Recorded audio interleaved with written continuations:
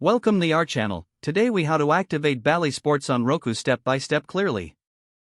To activate Bally Sports on your Roku device, begin by ensuring your Roku is connected to your TV and powered on. Next, press the home button on your Roku remote to access the main menu. Scroll down to the streaming channels option and select it. In the streaming channels menu, navigate to the search channels option. Type in Bally Sports using the on-screen keyboard. Once you locate the Bally Sports channel, select it and choose the Add Channel option. After adding the channel, go back to the home screen and find the Bally Sports channel in your list of installed channels. Open the Bally Sports channel by selecting it.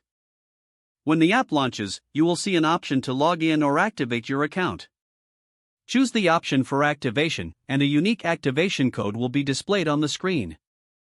Now, take note of this activation code. Using a computer or mobile device, open a web browser and go to the Bally Sports Activation website. Enter the activation code you noted earlier in the designated field on the website. Follow the prompts to log in with your cable provider credentials if necessary. After successfully logging in, return to your Roku device. You should see a confirmation message indicating that your Bally Sports channel is now activated. If you encounter any issues, make sure your Roku is updated and try the process again. If the page does not load, refresh the browser or try again in a private or incognito window. Make sure you are using the correct email address, then retype it carefully to avoid small typos.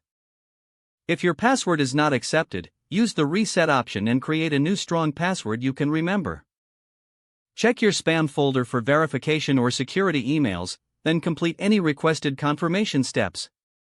Enable two-factor authentication if available to improve account security and reduce unauthorized access risk.